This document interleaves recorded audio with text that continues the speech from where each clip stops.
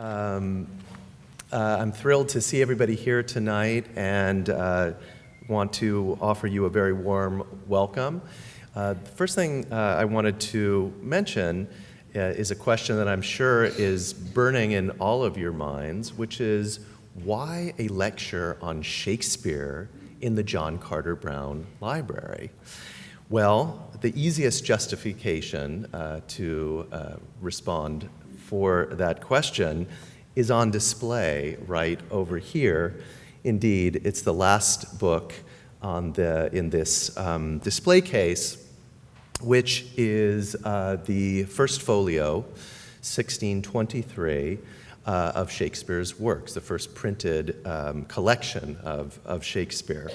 The story of our own first folio, acquired by Sophia Augusta Brown, John Carter Brown's widow, in the years following his death, was quickly recognized as a book not only for its cultural value, but of extreme importance to the whole mission of this institution.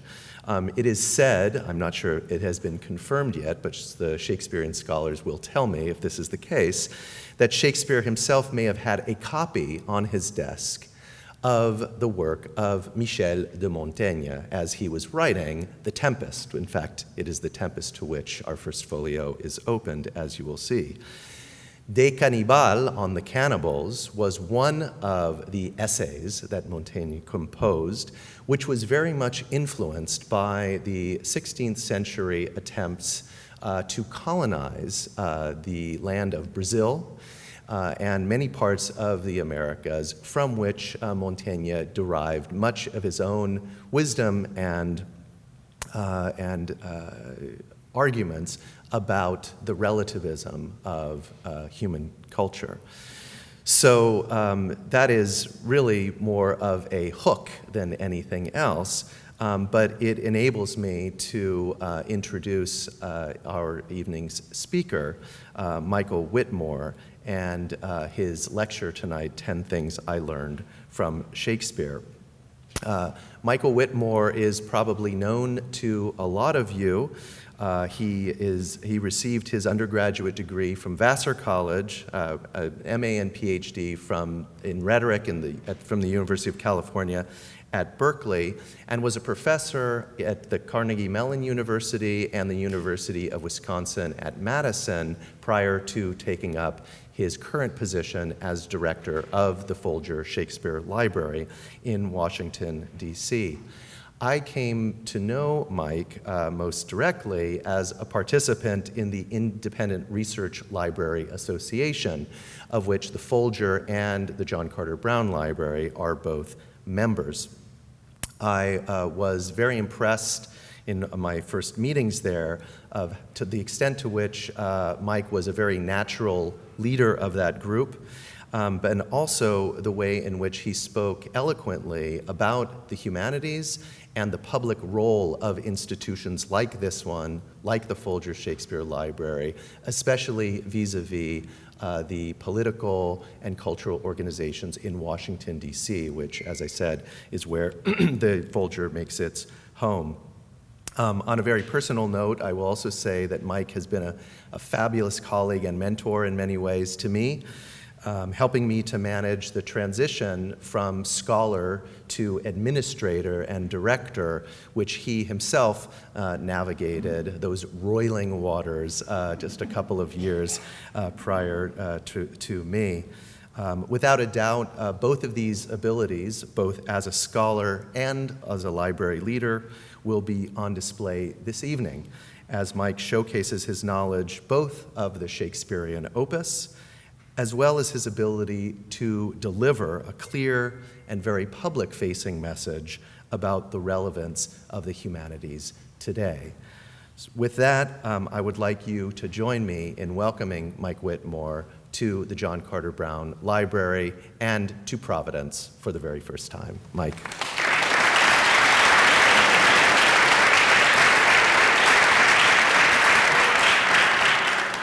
Thank you, Neil. I have had a thrilling day here today. I got a chance to look at the collection. I've gotten a chance to talk to grad students. I had some time at the library talking about digital projects.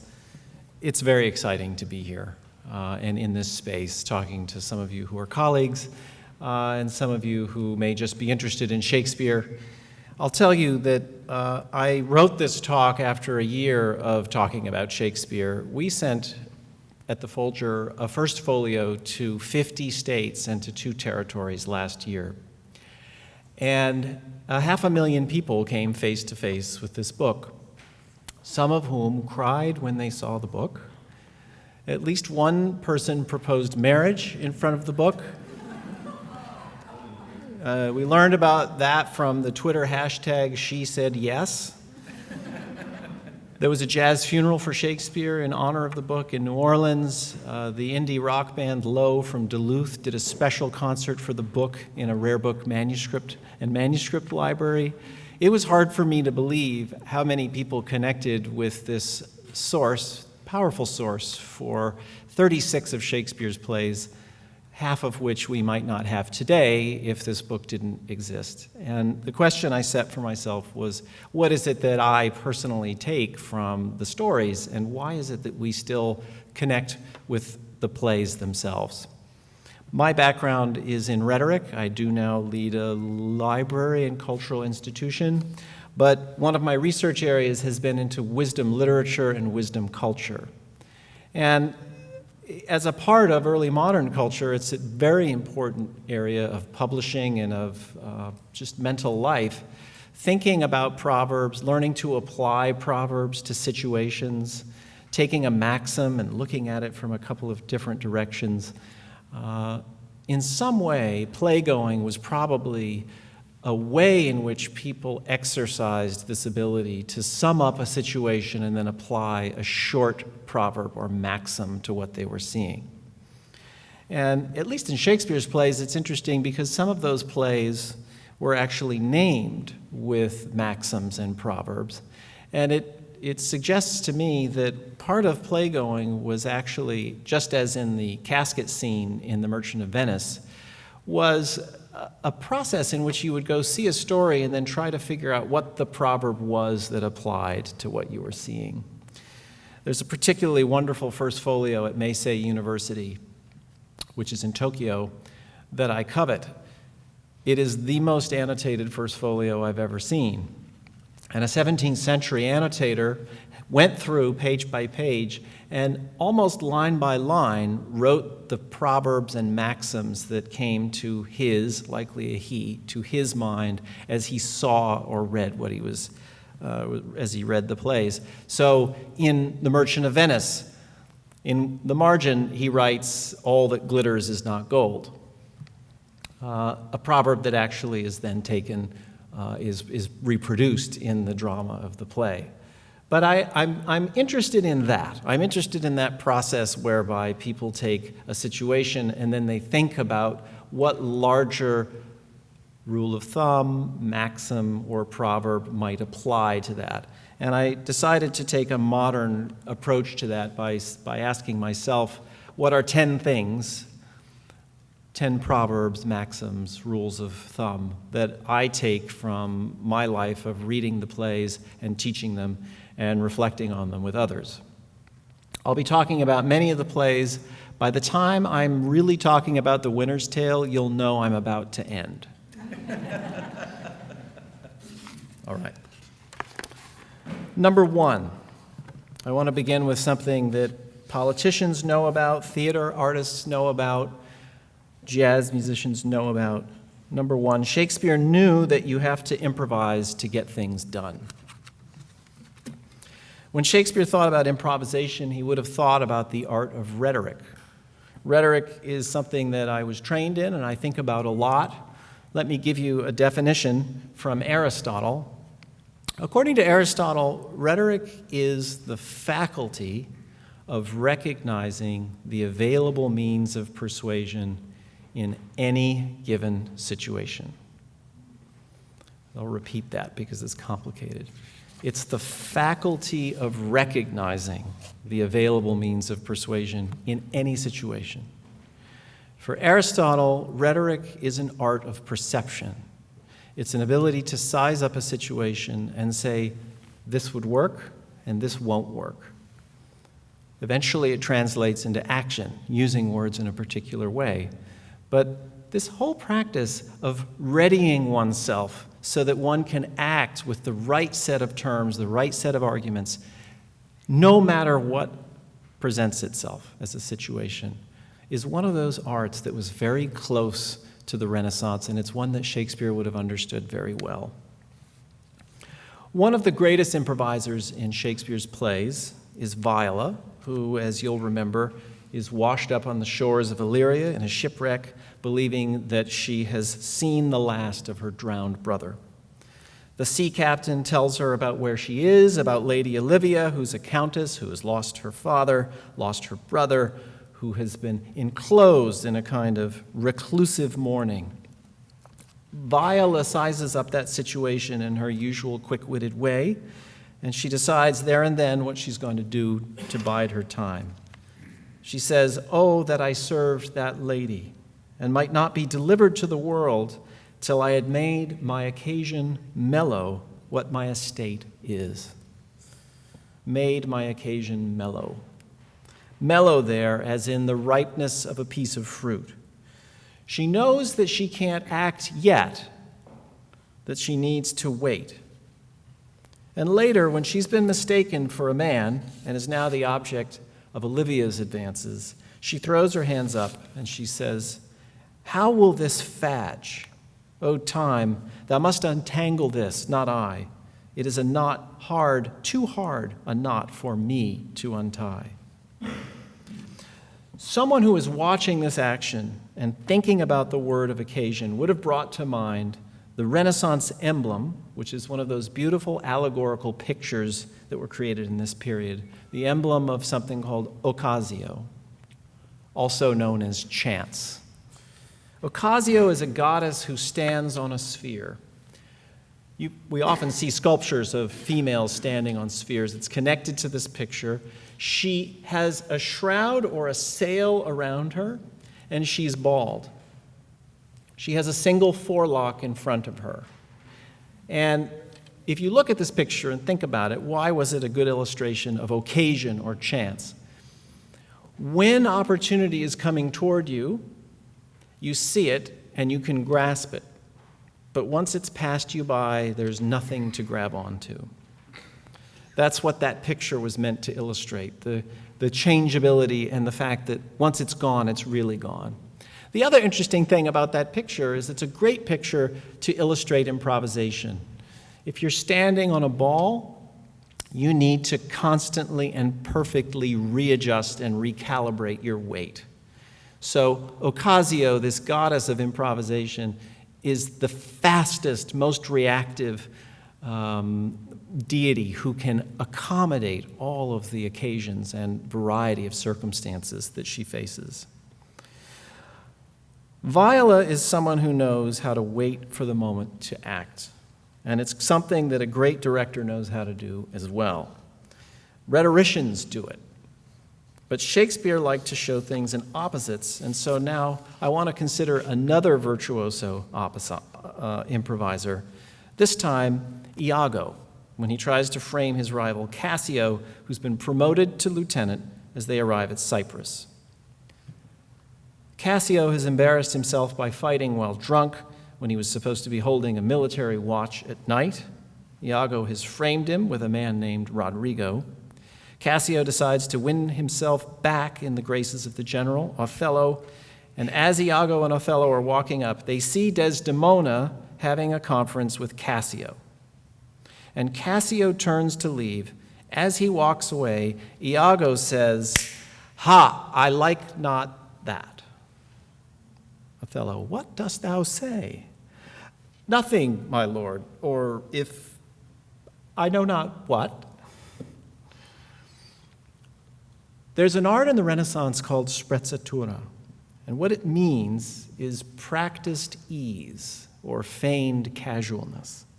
You're pretending to do something by accident, but in fact, you've been rehearsing it all along.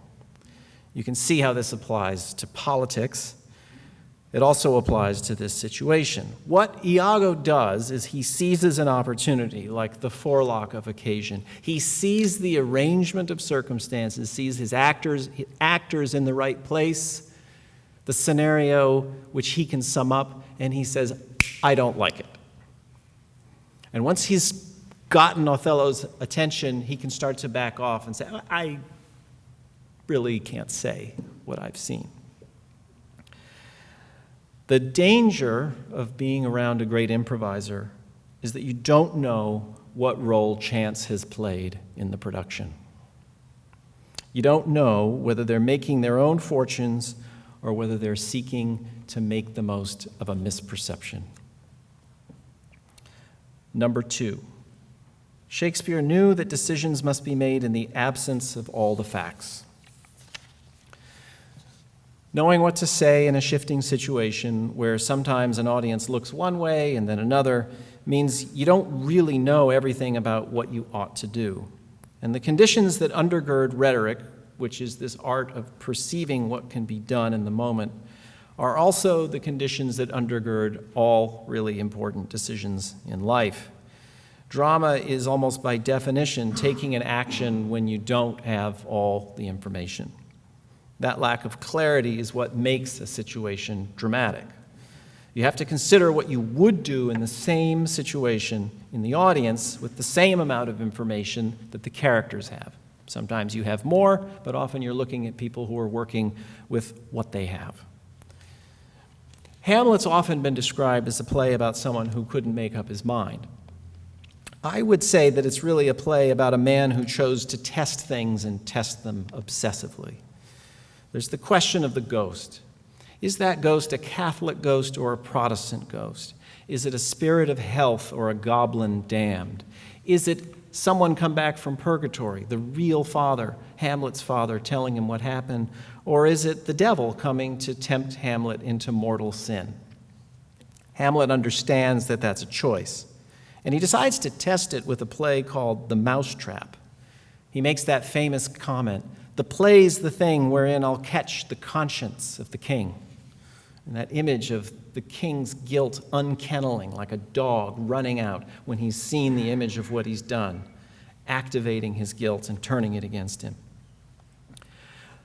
19th century German romantics loved this indecisive prince and called attention to his slowness in making decisions, but in fact, Hamlet was like a scientist.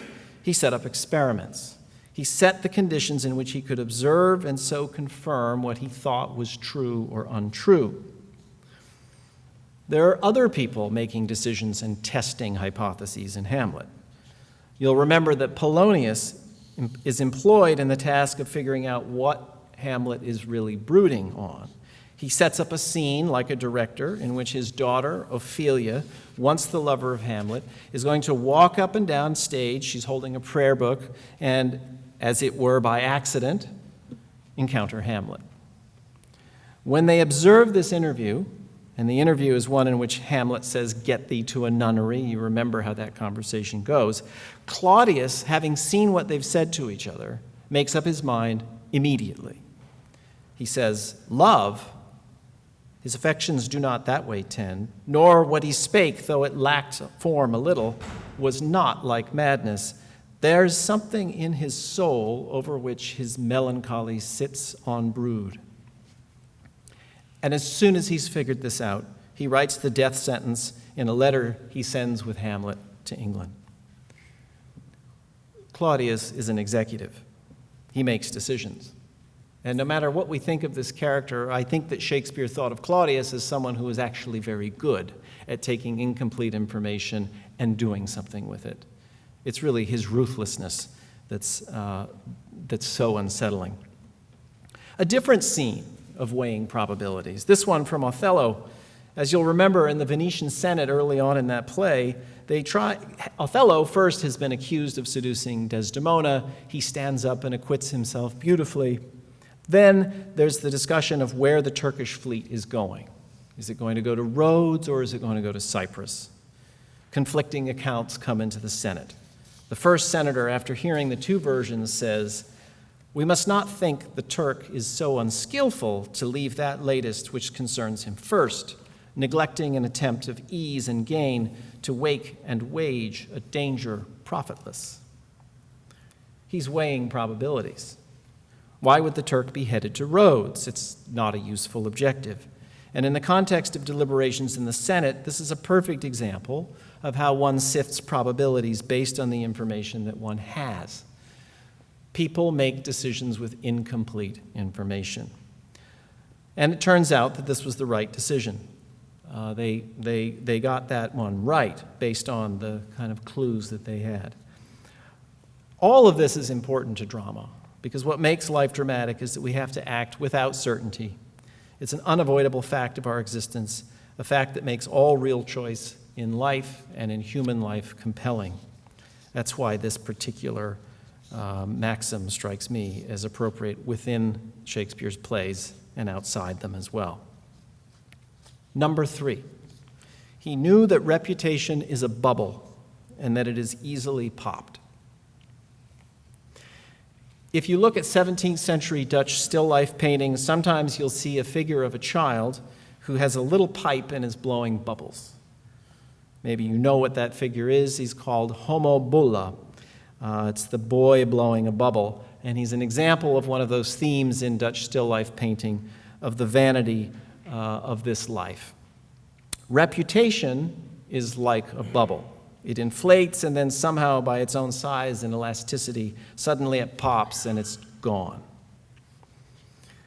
Cassio feels that he's lost his command in being lieutenant after the brawl that happens in Cyprus, and he has this to say about reputation. Oh, I have lost my reputation. I have lost the immortal part of myself, and what remains is bestial.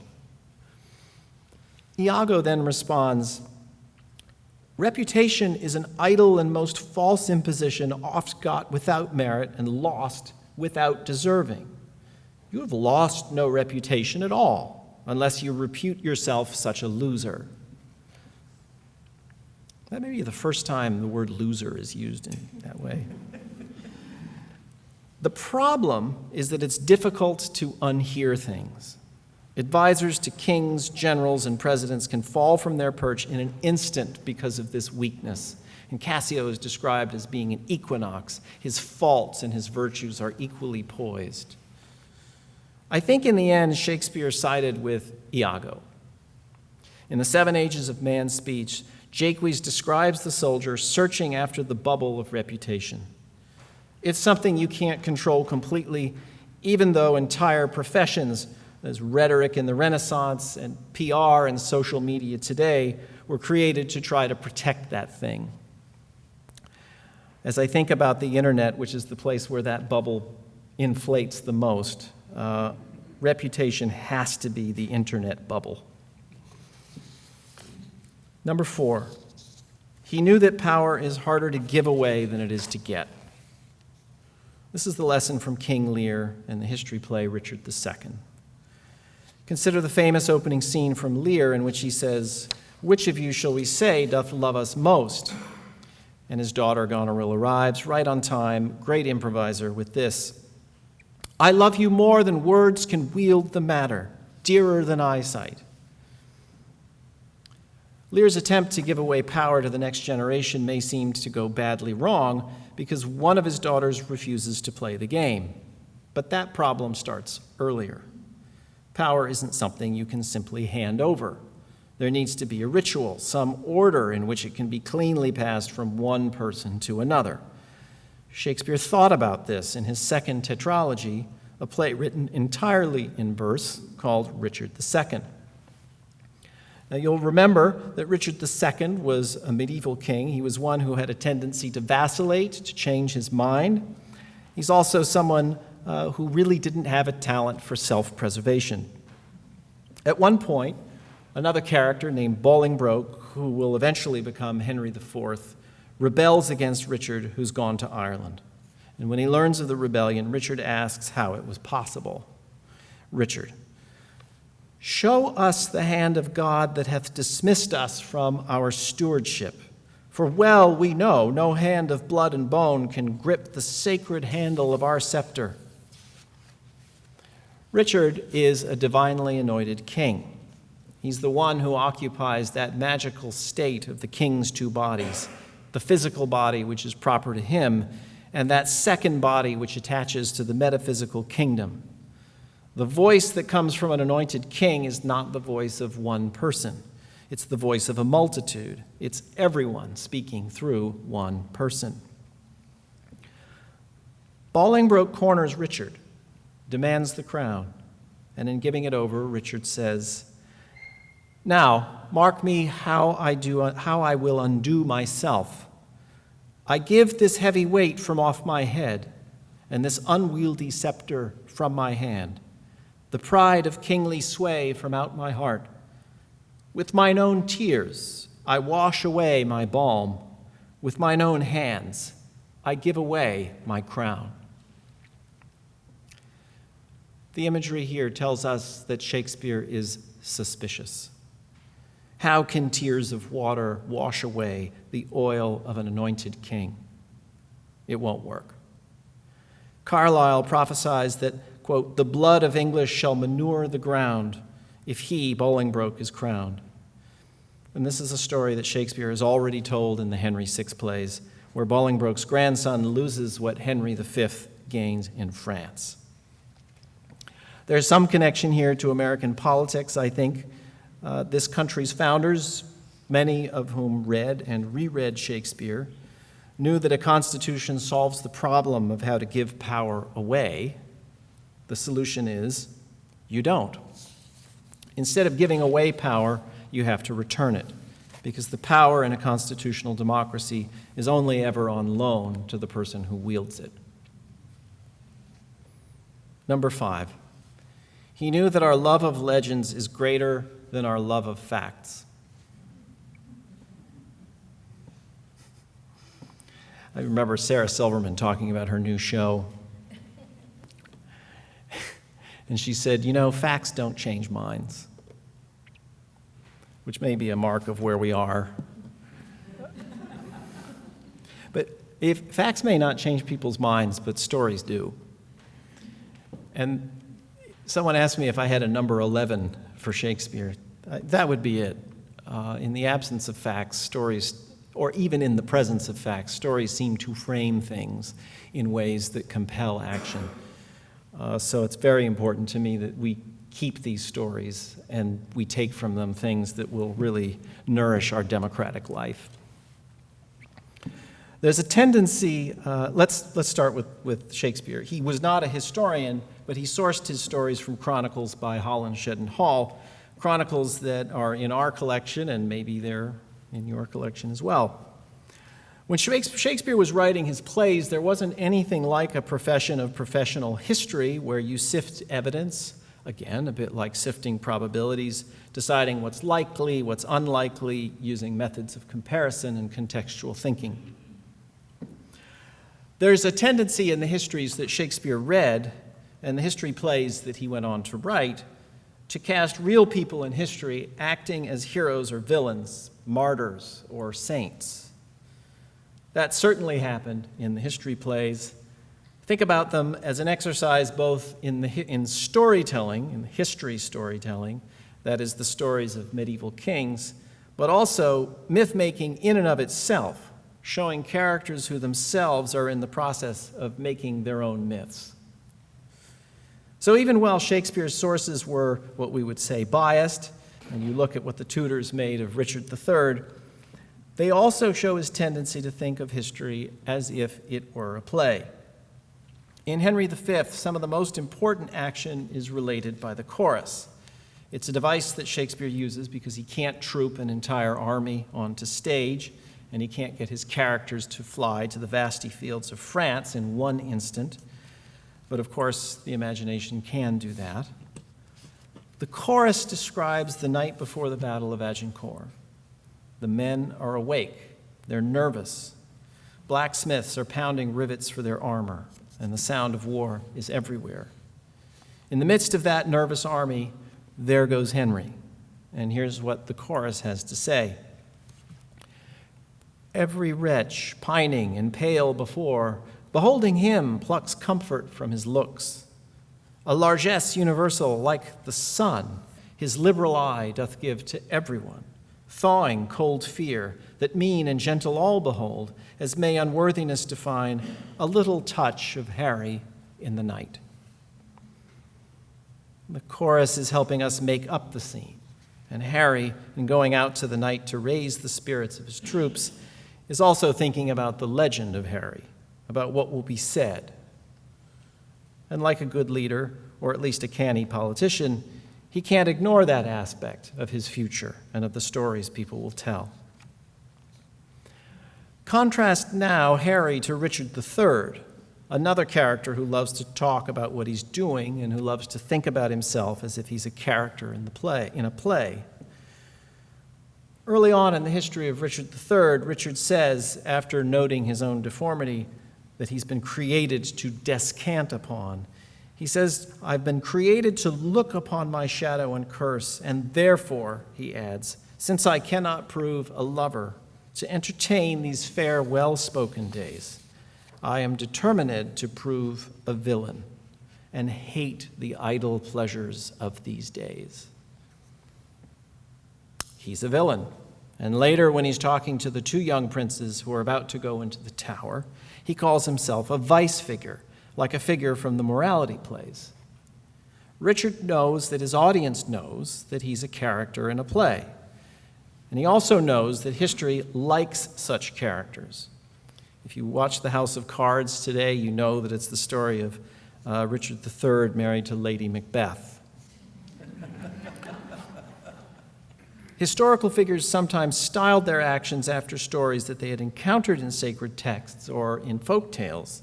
And politicians, today at least, as well as actors, keep an eye on where the legends may take them. I think no modern president can avoid being compared with others whose actions were larger than life, a Lincoln or a Reagan. Both of these presidents were well aware of the way in which life becomes a story. Lincoln, with his frequent readings of Shakespeare, we know that he was able to quote Macbeth and, in fact, interview an actor on the version of the text that he was using. And then Ronald Reagan, who, as Michael Rogan has shown, quoted his own films in which he was a star during his presidency. I think Shakespeare would have appreciated what is said to Jimmy Stewart at the end of The Man Who Shot Liberty Valance. When the legend becomes fact, print the legend. Number 6. Shakespeare knew that race is a kind of script that governs our actions. The period in which Shakespeare lived and wrote was one in which the foundations of what we now call the modern world were being put in place. He had a front row seat to colonial expansion, to the beginning of the modern corporation, scientific communication, international commerce, double-entry bookkeeping, trade, religious conflict, and the media revolution that was the printed book. He also saw conflicts around race that mirror our own. For example, Shylock's brutal treatment at the hands of his Christian counterparts, Aaron the Moor's mockery of white-limed Romans in Titus Andronicus, and the fact that Othello must constantly disprove the assumption that he lacks the moral temper of a Venetian or a Christian. A script says what will happen. It puts words into people's mouths, which is just what assumptions about race do in Shakespeare's plays. Antonio, for example, is following an anti-Semitic script when he mocks Shylock for loaning money at interest. Shylock repeats the script back to him when Antonio asks for a loan, noting the Venetian's lapse in memory. Here's Shylock. "In the Rialto, you have rated me about my moneys and my usances. Still, I have borne it with a patient shrug, for sufferance is the badge of all our tribe. You call me misbeliever, cutthroat dog, and spit upon my Jewish gaberdine, and all for use of that which is mine own. Well then, it now appears that you need my help." It's interesting that Shylock is the one doing the reminding here. The fact that only some people have to negotiate race all the time that Jews, Africans, and non-Christians in these plays have no choice but to think twice about what they say and do is a telling one. If race remains a script, perhaps the unstated script of American contemporary life, Shakespeare's plays show us not only that it exists, but that part of its power resides in the fact that only some people can ignore it. Number 7, he knew that words can do almost anything. We've been talking about rhetoric and improvisation. The plays are filled with moments when an improviser takes on a situation in which he or she is cornered. Think about Isabella talking with Angelo, Desdemona confronted by accusations of Othello's witchcraft, Othello himself accused by the Venetian Senate. These characters are able to acquit themselves in speech, and that's part of the drama of their characters, is this ability to just stand up while cornered and say why the accusations aren't true. They come to an audience or come at the listeners from an angle that they're not expecting. They have that ability to reframe the situation and force a listener to consider it differently. And I think about this in connection with the opening of King Lear, where Edmund the Bastard begins to talk to his father, Gloucester, about his brother, Edgar, the brother who's legitimate. And you'll see an Iago-like trick here. As Edmund is talking about Edgar, he stashes something quickly in his pocket. His father, Gloucester, says, "What's that with such dispatch that you put in your pocket? Why are you so quick to conceal that?" And Edmund says, "I beseech you, sir, pardon me. It is a letter from my brother that I have not overread. And for so much as I have perused, I find it not fit for your overlooking."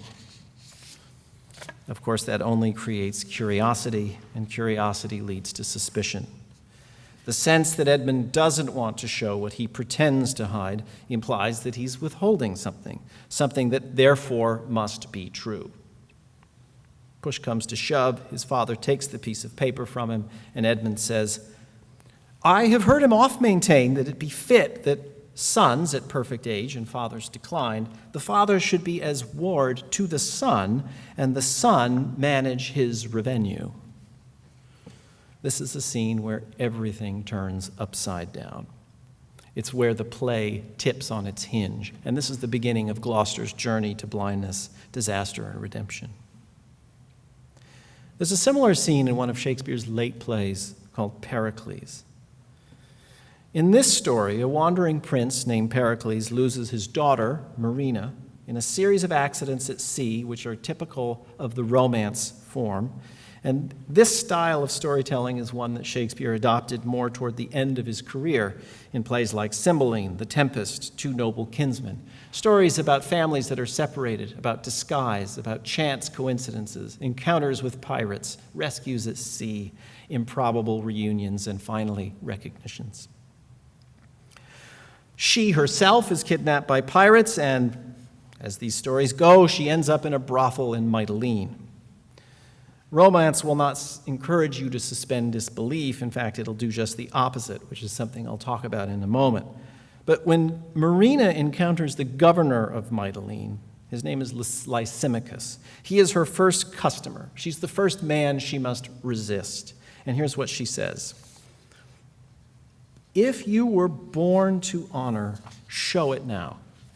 If put upon," that is, if that honor was thrust upon you, "make the judgment good that thought you worthy of it." Lysimachus: "I did not think thou couldst have spoke so well, ne'er dreamt thou couldst. Had I brought thither a corrupted mind, thy speech had altered it." Marina accomplishes this rhetorical magic by flipping the situation at hand. She's got to work with the facts that are on the ground, but place them in a different arrangement. "I know why you're here," she's saying. "There's no ambiguity about what you want from me. Look where I am." But then she reframes it. She says, "Think about all the people who expected you as governor to act virtuously, who inferred that that's what you would do. Why don't you honor their hope and faith in you rather than your current intentions?" It's brilliant. She reframes what he's thinking now by getting him to think of what other people would think of him. That's a great example of words doing something almost miraculous, given that situation. But Shakespeare, I think, was also aware that words sometimes fail. That's a wrenching possibility, but a very real one when we're dealing with language and with human beings. Think about Lear again at the beginning of the play. What can you say, here to Cordelia, to earn yourself a bounty a third more opulent than your sisters? Goneril has already gone. Regan has already gone. They've said what he wants to hear, both of them improvising beautifully. Cordelia's gambit, if that's what it is to say nothing. Nothing will come of nothing, Lear says. Speak again. Cordelia tries to speak the truth to her father. I owe you a divided duty. The duty I owe to you as the person who raised me, of course, but there's also the duty I will owe to my husband. You've just heard your daughters write checks that they could never cash, pledging their entire loves and lives to you. I, who truly love you, will give you a just reckoning of my love, of who I am. And Lear spurns her. Eloquence, even simple eloquence, fails. By the end of the play, in one version, King Lear approaches his daughter, who is now dead because the countermand to the order to kill her has not reached the executioner in time. Lear puts a feather over his daughter's mouth and says, "This feather stirs. She lives. If it be so, it is a chance which does redeem all sorrows that ever I have felt." But of course, the feather doesn't stir, and the words don't revive her. What we're seeing here is words fail, which is another way of calling attention to their remarkable power, since now they function as expressions of a grief rather than a reviving spell. Number 8. He knew that the capacity to forgive is precious and that it goes hand in hand with the capacity to love. Continuing on with Lear. Shakespeare begins this play with a man who is utterly unforgiving.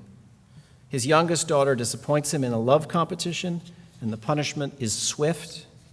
When Kent begins to object, to say to Lear, "You're moving too quickly," Lear says, "Come not between the dragon and his wrath. The bow is bent, the shaft is drawn, make from it." Step back. One of the most important moments in the play occurs when the tables have been turned completely and Lear himself must ask for forgiveness. Asking is not enough, however, since the asker has to recognize what he's done. That moral recognition coincides exactly with his recognition of the woman in front of him, the fact that she is his daughter. Lear. I am a very foolish, fond old man. Do not laugh at me, for as I am a man, I think this lady to be my child, Cordelia. Lear is just climbing down from the wheel of fire, getting his bearings in a new world where his daughter really is his only hope. Later, he looks to the future and thinks about the ways in which his experience could be redeemed. He looks to his daughter and says, "Be your tears wet? Yes, faith. I pray, weep not. If you have poison for me, I will drink it. I know you do not love me, for your sisters have, as I do remember, done me wrong. You have some cause, they have not." And she responds, "No cause, no cause." He's forgiven.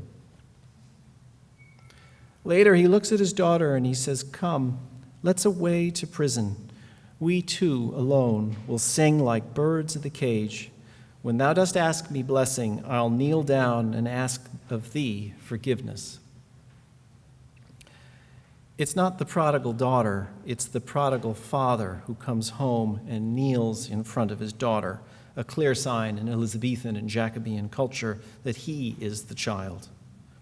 This moment of loving connection, which is also one of dreamy exclusion from the rest of this world, is one remove away from the trials of the life he's lived. It's one of the only respites that's given to Lear and the audience in this play, for whom Lear's trials are experienced as a kind of ordeal. At the play's opening, such a change would have seemed nearly impossible.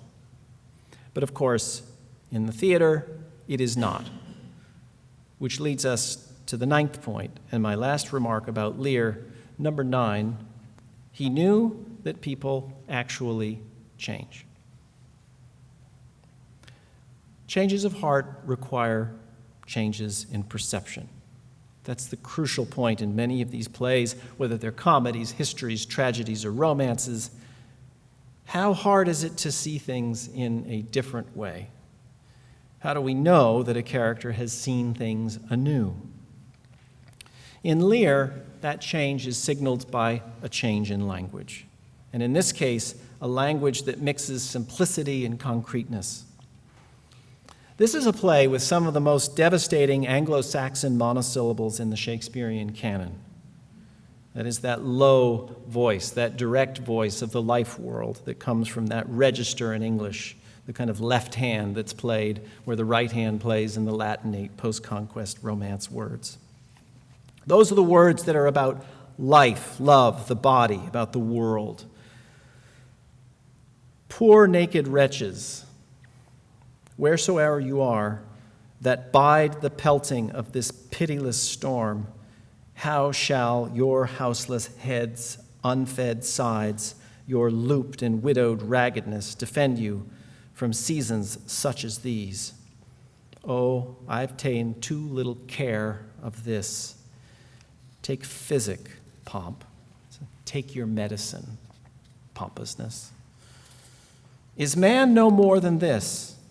Thou, he's looking at Edgar, thou art the thing itself. Unaccommodated man is no more but such a poor, bare, forked animal as thou art. Wonderful moment in this play. Shakespeare's hitting those short words that bring us, slow down the tempo, and then he'll drop in this very long Latinate word unaccommodated, in the middle of words like thing and forked.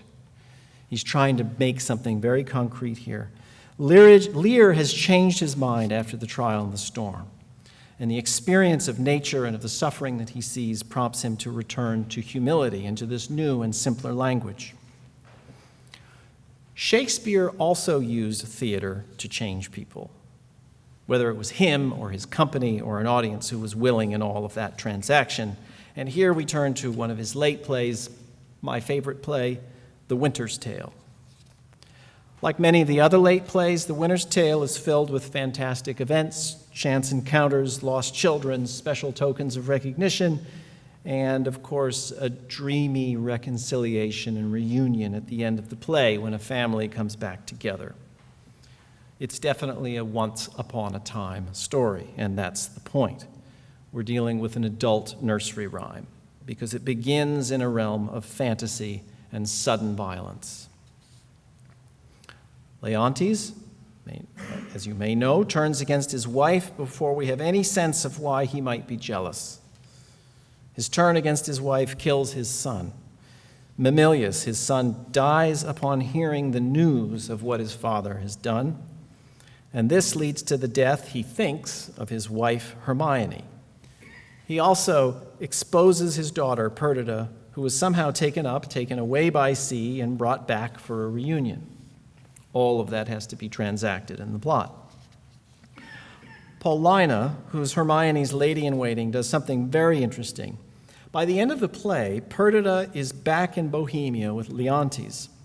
And Perdita says, essentially, come into this space, I want to show you a statue. It's a statue that is preternaturally like that of Hermione, of this woman who's gone and who's dead. Here's Paulina gesturing towards the sculpture. So much more our carver's excellence, which lets go by some 16 years and makes her seem as she lived now. Leontes. As now she might have done. So much to my good comfort as it is, now it is piercing to my soul. Oh, thus she stood, even with such life of majesty, warm life, as now it coldly stands when I first wooed her. I am ashamed.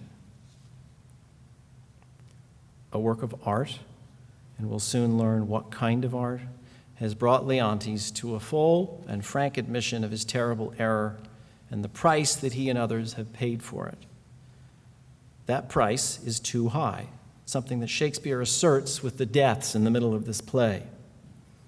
But it is a play, and even in the very adult world of jealousy and unforgivable error, the audience wants some kind of reconciliation. And here we learn something about ourselves and our stories as Shakespeare cues the ending of The Winter's Tale, which leads us to the final point, number 10. Shakespeare knew that our hopes sustain us even when we think they cannot be satisfied.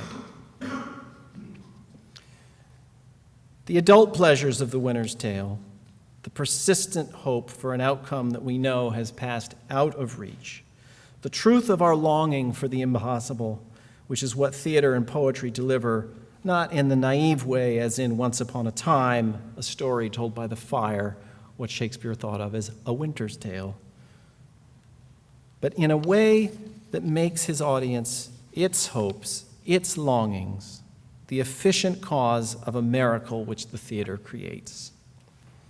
Here's Leontes looking at the sculpture. What you can make her do, I am content to look on. What to speak, I am content to hear. For it is as easy to make her speak as move. In other words, he doesn't expect either one.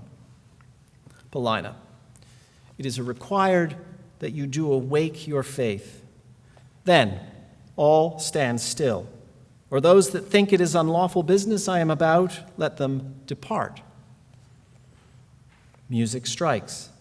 And as surprising as it is to Leontes and his daughter, it's also a surprise to the audience. Hermione comes back to life. She steps back into that life, the impossible revival that the dramatist said could not happen, at least from the middle of the play. What theater creates in this moment is a world in which one thing, and one thing only, is completely real. Shakespeare believed in the persistent reality of our longings for reconciliation, for justice, for a world in which the good prevails, even as he and we know that we are being told a fairy tale. It's a knowing falsehood, but it's also one of the great achievements of the theater and perhaps the source of its redeeming power as an art form. Theater's power grows from the fact that its effects are shared. We don't come to the stage with equal resources. We find unequal freedoms, unequal access to the precious things of this world. But in the middle of all these things that we bring, free and unfree, Shakespeare creates a democracy of perception. Theater, at its best, gives us the ability to see. There are things, true things, that we can all witness in the theater, even if we do not equally possess the power to act on those things. That is the great gift of these plays, the last great gift of this dramatist. And it's the one to which we must all hold fast. Thank you.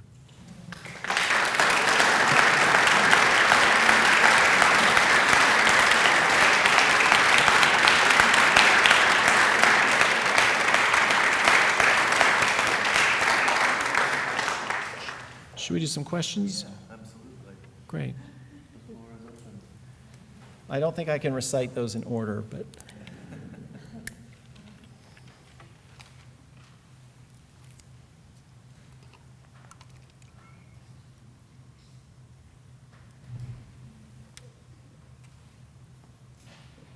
Yes.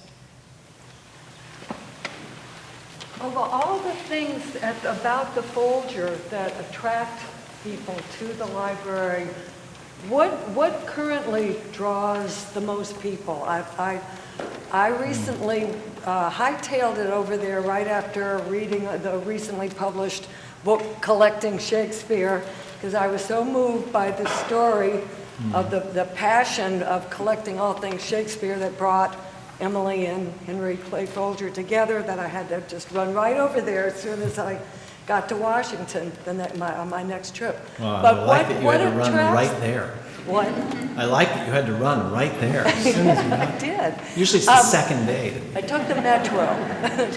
but what? I mean, is it going to see plays in the theater? Right. What attracts the most people to the Folger at this point? So 60,000 people a year come to our concerts and performances at night. We have the first Elizabethan theater in North America, created in 1932. We're performing the plays all year except the summer. And that is filled to capacity. We couldn't sell more tickets, but it's a limited number. We get around 50,000 visitors by day to see our exhibition work. I think that number could be much larger. The Library of Congress currently gets 1.8 million visitors a day at the Jefferson Building, which is right across the street. They're going there to see Mr. Jefferson's books. But in Washington, we have Magna Carta, we have the Declaration of Independence. A lot happened in between those two things. And the Folger is really the only institution in the U.S. Capitol that can tell that story of, for better and for worse, how we became modern. And we can debate whether that's something that happened in the 16th century, in the 14th century, in the 17th century. But I do think it's a vital part of the story, and my hope for the Folger is that we can show more and talk more to people who visit, not just about Shakespeare, who had this front row seat to a world that was really hurtling towards something that we recognize as our own, but that we leave visitors with stories that they can help, that they can use to understand the historical sources that yes, in part they inform the Declaration of Independence, but they also inform the modern corporation. They also tell us about urbanization. There are all of these forces. And so I think we have a double proposition. If it's the public, we do our daytime work in exhibitions, our nighttime work in performance, and then there's the online collection. So the Folger editions, which are the best-selling high school edition of the plays, 95% of American school children encounter Shakespeare at least once before they're 18. We put those plays online for free, and we're currently in the process of stacking collection images behind the words in those plays so that people don't have to know what to search for.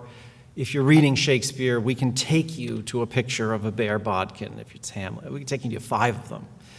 But I think I believe in all 3 of those things: the power of seeing an early modern book or artifact and what it does to people. I think the living art of poetry recitation, of rhetoric, of lectures, and of performance are vital, and we want to continue and deepen that work. But I also think that one of the great opportunities we have is that people can enjoy a collection even if they don't know what to look for. And with a playwright who is as pervasive and working in so many languages and translation languages now, we have the ability to take this collection and really share it on a much broader scale. I think we could probably accept or welcome 3 to 5 times the number of people who come by day without disrupting the scholars who are working in this intense environment in the reading rooms. Yes? You left out early modern scholars from your accounting of your priorities, wouldn't you? Yeah. When she asked me a question about the public, there is a connection between our scholarship and the public work. We have about 800 scholars who come to work in our collection. They are the most advanced scholars using a research instrument that, if you're a scientist, I would say, don't want to become too grand, but it's the equivalent of an atom smasher. It's a very powerful instrument that these 800 people can use with an intensity that really is unparalleled. And I'll just give you an example of this because it's illustrative. We did an exhibition on the law, and the Chief Justice came over with his clerks. that's a pretty impressive bunch. So he was not wearing his robes, but he had his 5 clerks, and then he had his security detail. And those are some big guys.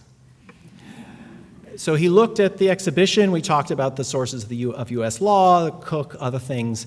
And I said, Mr. Chief Justice, would you like to see our reading room where 800 scholars a year are coming to work with this unparalleled collection?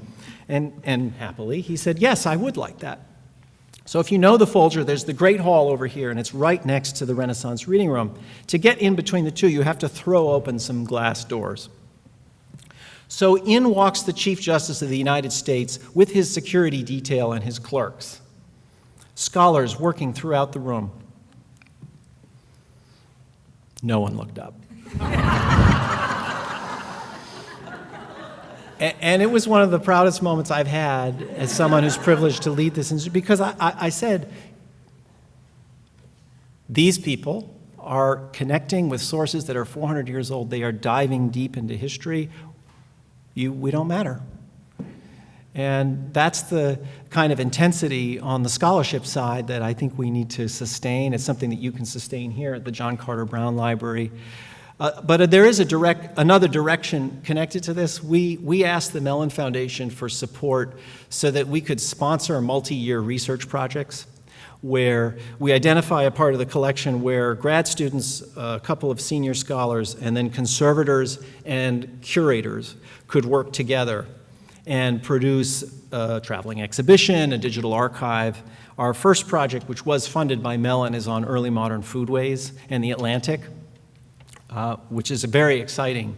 But it's another form of scholarship that we're seeing happen, so that of the 800 people who are intensely communing alone with those early modern sources, there also need to be teams of people who can talk out loud and share knowledge from different disciplines. So that will put pressure on our research spaces.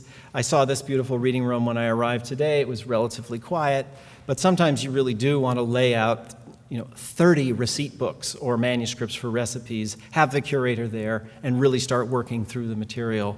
So I think that's a positive development in humanities scholarship. It's collaborative work, but it is essential that research libraries have the ability to sponsor and fund the research of people who use the collection. And as I see universities, it may not be the case at Brown, but many universities have shrunk their humanities faculty and enrollments have gone down, and that has led to cutting research budgets. That means we should continue to pay people to read things in our collection, and we should pay more of them. There's nothing wrong with that. There's absolutely nothing wrong with sponsoring research with collections. But I appreciate your question, and I do want to give the full picture of what I hope the Folger can and will do. Yes? What was your introduction to Shakespeare, and did you like it? No, I did not like it. I read Romeo and Juliet when I was in junior high. I didn't like it. I wasn't that interested in school either, so it may not have been the right time. When I was a senior, I read Othello. And that play, I found, that really changed the way I thought about literature, because it was a story about what do you do when you meet the one person who can tell you the lies that you just can't resist? Everybody will meet that person. Everybody will meet their Iago. And when I was 17, that was really a powerful idea. And so that was the beginning, and I was lucky to have a great undergraduate education, and I met some wonderful Shakespeare scholars at Berkeley. And now I do this. Yes? I think you may have yet to answer my question, but I'm going to be teaching high school juniors one Shakespeare play this spring. They've already read Romeo and Juliet. They'll read Hamlet as seniors. What would you recommend, given our current national and world order that they will be inheriting? Yeah, I think it's Othello for a lot of different reasons. The history, I'll give you an example of something that happened with us. We were lucky to receive NEH funding last year to do something called Crosstalk, which were a series of community conversations in mosques, temples, churches, and community centers around racial justice and religious intolerance. And I mean, it's tricky. Those were conversations that were driven by a community. We could arrive with a scene from Othello and some historical materials to talk about how race played and what it was in the Renaissance and what the history of performing Othello was from the prohibition of ropes and playing in the United States. But there's a really rich and complicated and sometimes painful history of that play. And I think that for students who are 17 or 16, that's a conversation that they're ready to have. But I also think that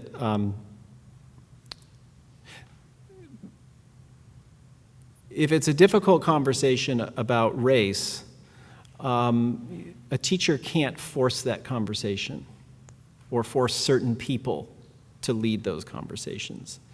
And so, you know, I think you should teach that play because it's marvelous for a lot of other reasons. But I think at our moment, where there's really an unequal recognition of the unequal distribution of justice and resources in this country, that is a play that can start that conversation.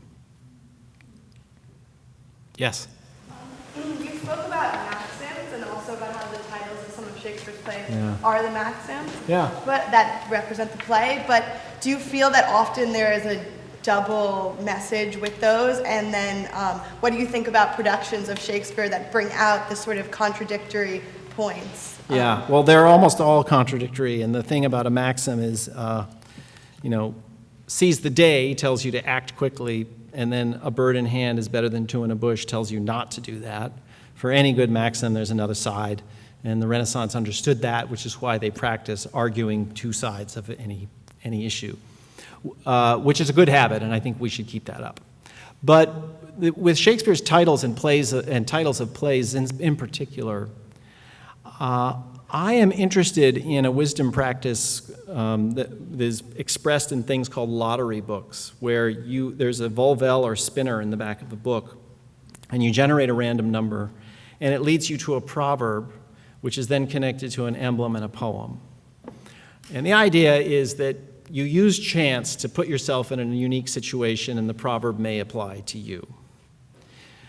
I am curious about the possibility that people saw play going as a kind of lottery. And there's some comments in Johnson about how many lots you're buying when you buy an expensive ticket.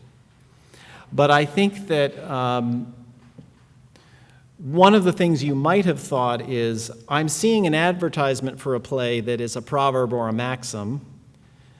I'm going to take the bet, and I'll go see the play and see if the proverb applies. And I think Shakespeare is gesturing toward that in the casket lottery in Merchant of Venice.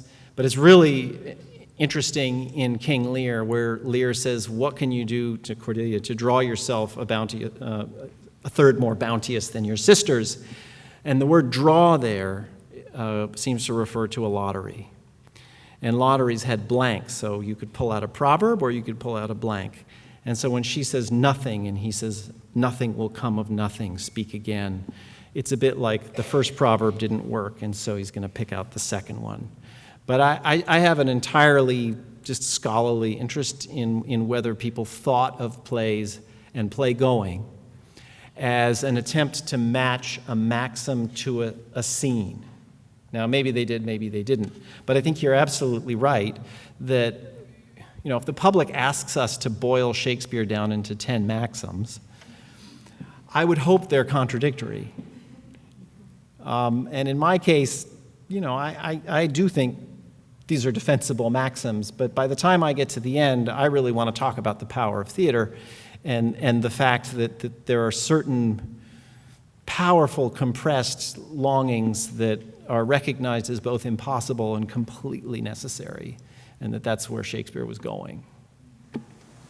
Well, if there is one maxim that is not very well in use or in vogue today, I'm not sure if Shakespeare said it, but it is to admit error in public when you have spoken untruth. And therefore, publicly, I will say that it is not this that is the first folio, although it may have been a good idea for us to make you think that this is the first folio. but in fact this is the first folio.